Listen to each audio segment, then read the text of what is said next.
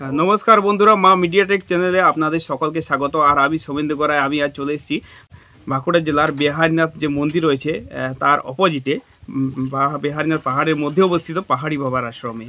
तो आज के आमी चले एसेछि पहाड़ी बाबा पार्ट 4 निये। तो बेश किछु प्रश्न निये चले एसेछि आमी बाबार काछे। और এই প্রশ্নগুলো আমাদের জীবনের বন্ধুরা খুব গুরুত্বপূর্ণ। তাহলে চলুন দেখতে থাকুন ভিডিওটা। আর যদি ভিডিওটা সত্যি ভালো লেগে থাকে তাহলে প্লিজ লাইক করবেন, শেয়ার করবেন এবং যারা এখনো পর্যন্ত আমার চ্যানেলটা সাবস্ক্রাইব করেননি প্লিজ তারা সাবস্ক্রাইব করে দেবেন। হ্যাঁ, এই যে দেখছেন বন্ধুরা আমি চলে এসেছি বাবার কাছে এবং বেশ কিছু প্রশ্ন নিয়ে। তো বাবা, আমার প্রথম প্রশ্ন যে মানসিক শক্তি বাড়ার উপায় কি আমাদের? আরে বাবা, মানসিক শক্তি মনের শক্তি বাড়ানোর জন্য মন্ত্র জপ করতে হবে। এবার মন্ত্র কাকে বলে? মনকে যে ত্রাণ করে, মনকে যে মুক্ত করে, মনকে যে স্বচ্ছ করে, মনকে যে পবিত্র করে, মনকে যে সূক্ষ্ম করে, মনকে যে বিরাট করে তাকেই বলে মন্ত্র। এইবার তোমাকে মন্ত্রটা নিয়মিত ঠিকঠাক মতো জপ করতে হবে। সেই ঠিকঠাকটা কি জিনিস?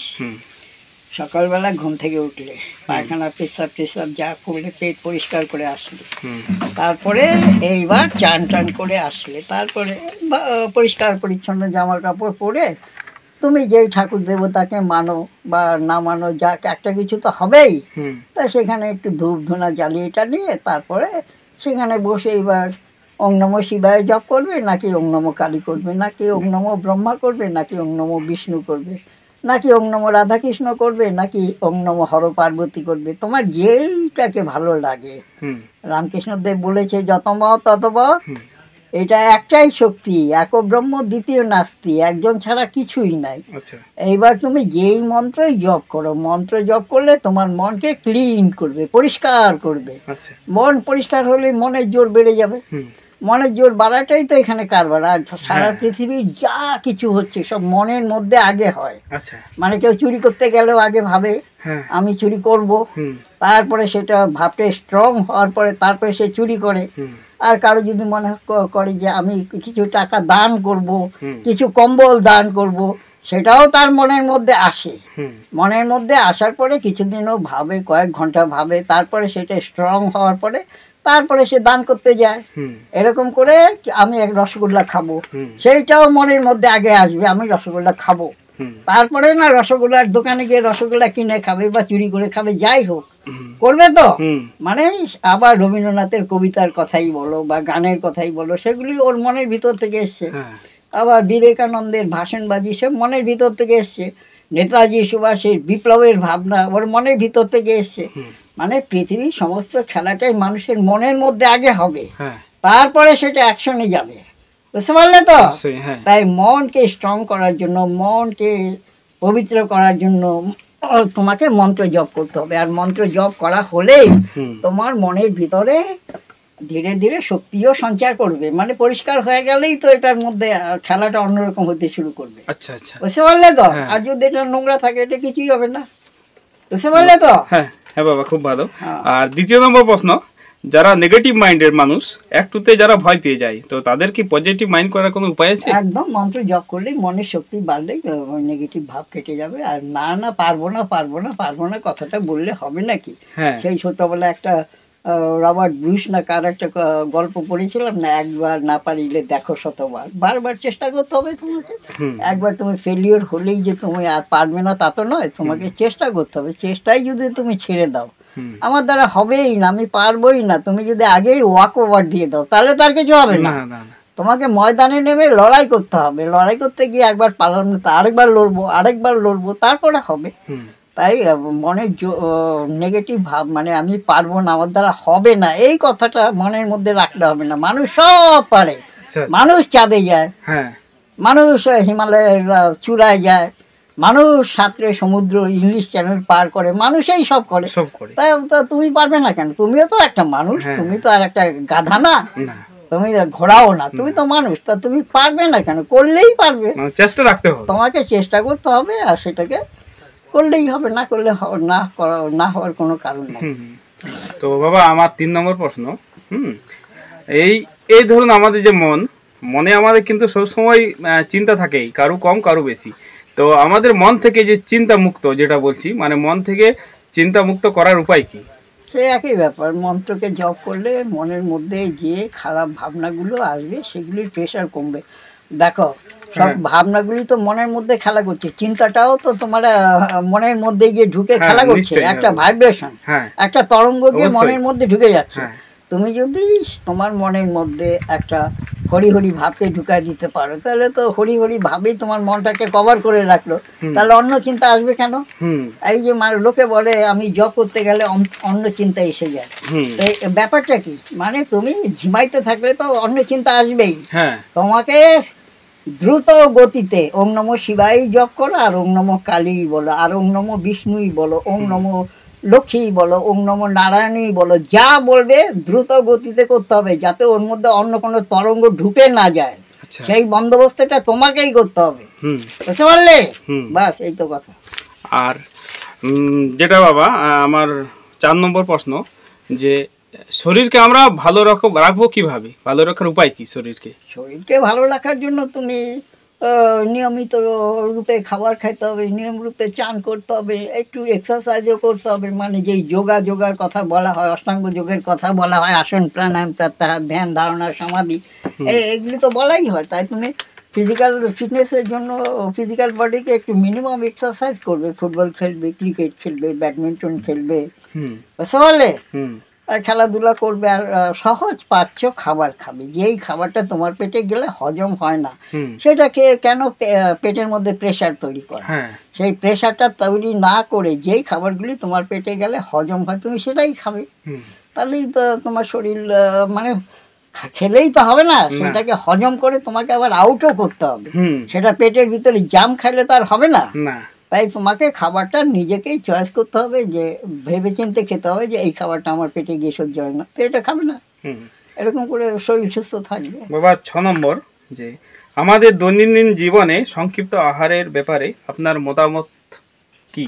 আহার নিয়ে একমাত্র সনাতন ধর্মেই আলোচনা করা হয়েছে সাত্বিক, রাজসিক, তামসিক। আচ্ছা, এখন তুমি যেই খাবারগুলি খাচ্ছ সেই খাবারগুলি গিয়ে খাদ্য রসে পরিণত হচ্ছে পেটে, আবার সেই রস থেকেই রক্ত তৈরি হচ্ছে, আর রক্তের ফেনাটাই হলো তোমার বীর্য, আর বীর্যই হলো তোমার ব্রেনের ফুড। বুঝতে পারলে ব্যাপারটা এইটা?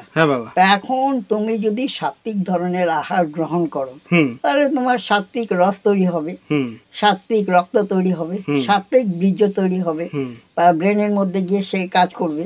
আর তুমি যদি এখন এই যে সোজা বাংলা বলি, যেরকম মনে করো তুমি এক বোতল দারু খেয়ে নিলে, এখনই তোমার বডিকে হিট করে দিল, তুমি এখনই মিনিস্টার হয়ে হাল্লা চিল্লা শুরু করে দিলে। আবার যদি তুমি একটা বেলের শরবত বানিয়ে খেয়ে নাও, শরীর শীতল হয়ে যাবে, শীতল হয়ে তখন তার অপোজিট উল্টা কাণ্ড করবে। এখন তুমি যেই ধরনের খাবার খাবে সেটা তো বডিতে গিয়ে কাজ করবে, সেটা বসে থাকবে না। তুমি যা বিষ খাইলে যেমন মানুষ মরে যায়, তা এখন তুমি যাই তোমার পেটে ঢুকে যাক, সে কাজ করবে, সে তোমাকে ছেড়ে দিয়ে কথা বলবে না। তাই সাত্বিক ভোজন করা সবচেয়ে ভালো। তারপরে দরকার হলে যেরকম গৃহস্থরা আছে রাজসিক ধরনের, বা মাছ মাংস ডিম, যারা চাষা ভুষা, যারা নাকি খেতে খামারে কাজ করে, তাহলে মাছ মাংস ডিমের কি গতি হবে, তারা খাবে। আবার কি আছে? তো 6 নম্বর, 7 নম্বর প্রশ্ন বাবা, মানসিক চিন্তাধারা প্রয়োজন আমাদের জীবনে কতটা গুরুত্বপূর্ণ? মানসিক চিন্তাধারা বলতে তুমি কি বলতে যাচ্ছ? বিভিন্ন রকম আমাদের মনের মধ্যে বিভিন্ন রকম। আরে বাবা, বিভিন্ন রকম চিন্তা তো আসবেই। তোমার যেরকম একটা টিভির মধ্যে কয়টা চ্যানেল থাকে, 200-250 চ্যানেল থাকে। মানুষের মনের মধ্যে লক্ষ লক্ষ চ্যানেল একসঙ্গে ঘুরে বেড়াচ্ছে, বুঝতে পারলে তো? এখন তুমি সারাদিন যদি সেক্সুয়াল টাইপের ভাবে বিভোর থাকো, তাহলে তোমার মনে সেক্সের ভাব আসবে। আর তুমি যদি সারাদিন ভক্তিমূলক ভাবে বিভোর থাকো, মানে রামপ্রসাদী গান শুনতে থাকলে বা কালী কীর্তন শুনতে থাকলে, তাহলে তোমার মনে স্পিরিচুয়াল ভাব আসবে। আবার সারাদিন তুমি যদি শিবাজি বা যত বিপ্লবীদের কথা ভাবতে থাকো, তা বিপ্লবের ভাব তোমার মনের মধ্যে আসবে। এখন তোমার মনের মধ্যে তুমি যেই ভাবটাকে পোষণ করবে, সেই ভাবটা তোমার শরীরের মনের মধ্যে এফেক্ট করে তোমাকে সেই রকমই বানিয়ে ফেলবে। এখন তুমি কি ভাববে সেটা তোমার ইচ্ছে, এবার তুমি যা করবে তোমার ইচ্ছে, এই আর কি ব্যাপারটা। এখন মনকে বাগে আনতে হলে সবসময় সুস্থ চিন্তা করা দরকার। অসুস্থ চিন্তাগুলি করলেই তোমার মনের মধ্যে সেই ভাবটা তো আসবে। আচ্ছা আচ্ছা। মানে সমস্ত কিছু তোমার মনের মধ্যে আগে গিয়ে খেলবে, তারপরেই তো সেটা অ্যাকশনে চলে যাবে। হ্যাঁ, মানে ভালো থাকার ক্ষেত্রেও আমাদের কিন্তু মানসিক পরিবর্তন অবশ্যই দরকার। তাই সবসময় তোমাকে ভালো জিনিস চিন্তা করতে হবে, খারাপ জিনিস চিন্তা করলে গোলমাল পাকা যাবে। তো বাবা, আমার পরের প্রশ্ন, যে সাংসারিক অশান্তির ক্ষেত্রে আমরা অনেক সময় কিন্তু বাসস্থানের দোষ দিই, তো এটা কতটা তাৎপর্যপূর্ণ? বাসস্থানের দোষ দেওয়ার কোনো দরকার নেই, কারণ বাসস্থান বানানোর জন্য তুমি যদি এখন মনে করো যে কলকাতা শহরের যে নোংরাগুলি যেখানে ফেলা হয় সেখানে পাশাপাশি অঞ্চলে দেখা যায় দুর্গন্ধযুক্ত জায়গা, তো জেনে শুনে তুমি তার দুর্গন্ধ জায়গা যদি ঘর বানাও তাহলে ওখান থেকে বিষাক্ত গ্যাস বেরোচ্ছে, তাহলে তো তোমার একটা অসুবিধা হবেই। তো সেই রকম কথা ভেবে তোমার ঘরটা এমন একটা জায়গায় বানাতে হবে যেখানে দক্ষিণ দিকটা খোলা থাকে, সুন্দর আলো বাতাস ঢোকে, তাহলেই হয়ে গেল। আর গাছপালাও যেন সেখানে থাকে, অক্সিজেনও যেন সাফিসিয়েন্ট পাওয়া যায়, এটা তোমার ভাবতে হবে। আর ওই ভূত প্রেত আছে বা কবরখানা টানা সেই সবের কোনো ব্যাপার নেই। এখন সারা পৃথিবীতে এত লোক মরেছে আর এত লোক জন্ম নিয়েছে, সারা পৃথিবীটাই কবরখানা, বুঝতে পারলে তো? সারা পৃথিবীটাই কবরখানা, শ্মশান। অনেকে জায়গাকে দোষ দেয় যে আমার জায়গা খারাপ, জায়গার দোষের ব্যাপারটা ওই রকম। এখন সেখানে কোনো দুর্গন্ধযুক্ত পরিবেশ তৈরি হয়েছে কিনা সেইটা তোমার ভাবতে হবে, আর সেইটাকে তোমাকে ক্লিন রাখতে হবে। এবার ফিনাইল দিয়ে ক্লিন করো, আর তুমি ঝাঁটায় ক্লিন করো, আর জল দিয়ে ধুয়ে ফেলো, তোমার করতে হবে। না করলে তো তোমার সেই প্রেশারটা, মানে সারাদিন যদি একটা দুর্গন্ধ তোমার নাকের মধ্যে ঢুকতে থাকে, তো সন্ধ্যাবেলা হলেই তো তোমার সেই ব্যথা ব্যথা শরীর লাগবে, তারপরে জ্বর জ্বর ভাব হয়ে যাবে। তার সেই জন্য জায়গাটার দোষ দিয়ে কি হবে, ওই নোংরাটার দোষ, এই তো ব্যাপারটা। আর তাহলে আমরা যখন বাড়ি বানাবো তো দরজা সবসময় কোন দিকে রাখা উচিত? দক্ষিণমুখী দরজা করা হলো সবচেয়ে উত্তম। আচ্ছা আচ্ছা, দক্ষিণমুখী দরজা, এবং দক্ষিণের দিকে বারান্দা থাকবে, দক্ষিণ দিকে হাওয়া আসলে গায়ে লাগবে। আর যদি বাড়িতে একটা নিম গাছ থাকে আরো ভালো, নিম গাছের তিতা বাতাসে তোমার রোগের জীবাণুকে ধ্বংস করবে। আচ্ছা আচ্ছা, এরকম। তারপরে আম কাঁঠাল জাম এসবও গাছ লাগিয়ে রাখতে পারো, প্রতি বছর একবার করে তোমাকে ফল দেবে, তুমি পকেটিয়া ফল পেয়ে যাবে। এবার 5 কেজি হোক, 10 কেজি হোক, আর 50 কেজি, আমাদের ভগবানের দাম, প্রাকৃতিকের। আবার এই সিজনাল ফ্রুটস, যেই সময় যেই ফলটা হয় সেই ফলটা খেলে শরীরও ভালো থাকে, এটা বিজ্ঞানসম্মত ব্যাপার। মানে প্রকৃতির নিয়ম অনুসারে যেই সময়ে যেই ধরনের ফল দরকার শরীরে, সেই ধরনের তরি তরকারি ফলমূল সব সাপ্লাই হয় প্রকৃতির নিয়মে। আচ্ছা আচ্ছা, বুঝতে পারলে? আচ্ছা বলো। পরের প্রশ্ন বাবা, বিভূতি সম্বন্ধে কিছু বলুন, আর বিভূতি আসলে কি? আরে বাবা, বিভূতি আবার কি? বিভূতি মানে শক্তির যে উৎসটা, যে এখন তোমার তপস্যা করলে তো তোমার কুলকুণ্ডলিনী আস্তে আস্তে সহস্রার দিকে উঠতে থাকবে। তা সহস্রার দিকে উঠতে শুরু করবে, মূলাধারা স্বাধিষ্ঠান পার করার পরে মণিপুরে আসলেই তো মন নিউট্রাল হয়ে যায়। এবার মণিপুরের উপরে উঠলেই তোমার মধ্যে একটু একটু শক্তি গজাতে শুরু করবে।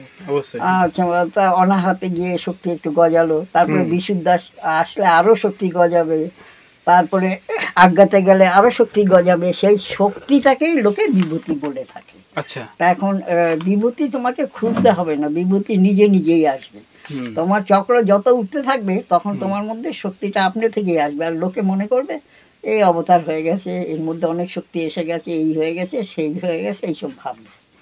বুঝতে পারলে? বিভূতি হলো এই জিনিস, আর কিছু না। বিভূতিকে খুঁজে পাওয়া যায় না, ওটা নিজে নিজেই হয়। আচ্ছা আচ্ছা, খুব সুন্দর বাবা। পরের প্রশ্ন, ঈশ্বর সর্বত্র বিরাজমান, তবুও মুনি ঋষিদের লোকালয় ছেড়ে নির্জন স্থানকে বেছে নেওয়ার উদ্দেশ্য কি ছিল? আরে বাবা দেখো, আমি প্র্যাকটিক্যালি যা বুঝেছি, মানে কোনো গ্রামের পাশেই যদি তোমার ঘর বানায় বা একটা মন্দির বানায় তুমি থাকো, সেখানে তুমি গ্রামের মাঝে মাঝে ঝগড়াঝাটি তো হবেই।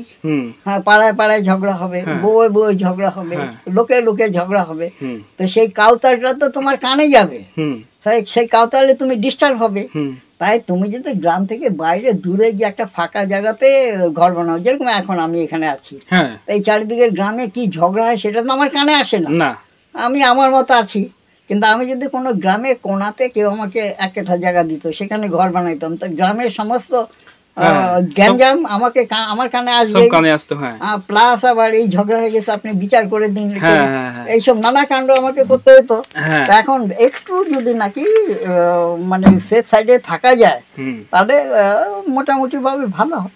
আচ্ছা আচ্ছা, এই তো ব্যাপারটা আর কি। বাহ, খুব ভালো বাবা। আর পরের প্রশ্ন, ধ্যান ও যোগার মাধ্যমে কি আমাদের স্মৃতিশক্তি বাড়া সম্ভব? একদম বাড়া সম্ভব।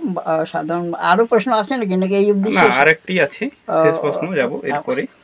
মনকে পবিত্র করতে পারলেই মনের ভিতরে যেই মালগুলি আছে সেগুলো তো এমনিই বেরিয়ে আসবে, বিভূতি আসবে, তোমার জ্ঞান বাড়বে, তোমার ভালোবাসা, স্নেহ, মায়া, মমতা, এগুলি সব আস্তে আস্তে এগুলি তো এমনিই বিকশিত হবে, বুঝতে পারলে তো? আচ্ছা। মন্ত্র জপ করলে মন পরিষ্কার হয়ে গেলে, মন পবিত্র হয়ে গেলে, তখন তোমার মনের মধ্যে দয়া, মায়া, স্নেহ, মমতা, ভালোবাসা, ন্যায়পরায়ণতা, ভালো মন্দ বোঝার ক্ষমতা, এগুলি সব এমনিই তো তৈরি হবে, এগুলিকে তোমাকে খুঁজতে হবে না। আচ্ছা। এগুলি এমনি এমনি এসে যাবে। স্মৃতিশক্তিও অটোমেটিক, স্মৃতিশক্তি তো ও মনে রাখার ক্ষমতা তো সিদ্ধিতে বাড়বে। মানে খাবারের উপর কি কোনো ডিপেন্ড করে স্মৃতিশক্তি অনেকটা? এখন ডাক্তাররা ওই ব্রাহ্মী শাকটা খাইতে টাইতে বলে, এগুলো কি কাজ হয়? এখন ওরা এখন পরীক্ষা নিরীক্ষা করে যা বুঝেছে আচ্ছা, ওরা আচ্ছা। বলছে। কিন্তু স্মৃতিশক্তি বাড়ানোর জন্য বীর্য ধারণ করাও একটু দরকার আছে। বীর্যই আচ্ছা, তো আচ্ছা। ব্রেনের হ্যাঁ ফুড। হ্যাঁ, তা অবশ্যই। এখন বীর্য যদি তোমার খোকলা হয়ে যায় তাহলে তোমার আর তো এই ক্ষেত্রে বীর্য ধারণ করার কোনো উপায় আপনি? বীর্য ধারণ করার জন্য আর কি করবে তুমি?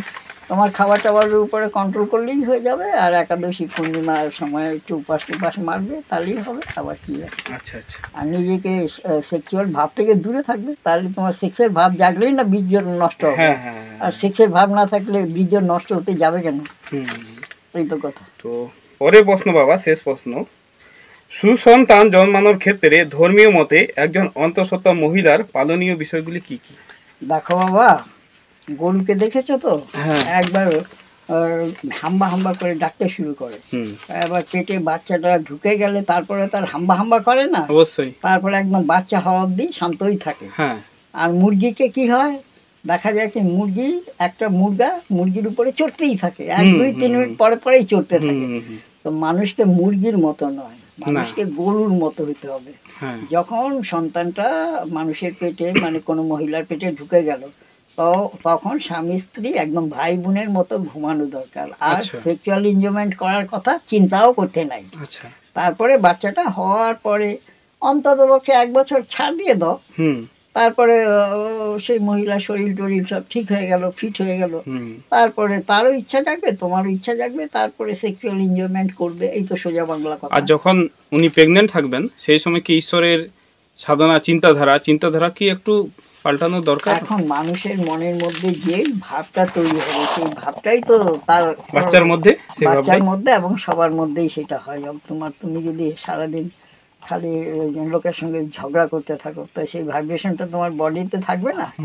তা যে যা করবে তার ভাইব্রেশন বডির মধ্যে থাকে। এখন তুমি যখন ক্ষিপ্ত হয়ে যাও, তখন তোমার শরীরের অনেকগুলি গ্ল্যান্ডস জাগ্রত হয়ে তখন একটা অন্যরকম হরমোন সিক্রেশন হয়। আর তুমি যদি আনন্দ থাকো, তখন একটা অন্য ধরনের হরমোন সিক্রেশন। এগুলো বাচ্চার উপর একটা প্রভাব ফেলে। তো হবে, সেটা তো তোমার পেটের ভিতরে মালটা আছে, তো তার উপর এফেক্ট করবে না? তাই মহিলাদের সেই সময় সুখাদ্য খেতে হবে। আচ্ছা। মানে যেই খাবারগুলি হজম হয়, পেট খারাপ না হয়, সেই দিকটা দেখতে হবে। প্লাস ভগবানকে স্মরণ করা, পুজো করা, ভগবানকে স্মরণ করা, প্লাস কিরকম করলে ওনার মনটা আনন্দে থাকে সেই কথাও ভাবতে হবে। তাহলে সুসন্তান ভালো সন্তান জন্মগ্রহণ করবে। নমস্কার বাবা, ধন্যবাদ আপনার মূল্যবান টাইম দেওয়ার জন্য। আপনাকে অনেক ধন্যবাদ। মা তোমাদের সকলের কল্যাণ করেন, কল্যাণ। ভালো থাকুন বাবা, আর আমারও অনেক কোটি কোটি আপনাকে প্রণাম নেবেন। ঠিক আছে, চলো। তাহলে বন্ধুরা, এই পর্যন্তই। আবার দেখা হবে পরের ভিডিওতে। ততক্ষণে সবাই ভালো থাকবেন, সুস্থ থাকবেন। টাটা।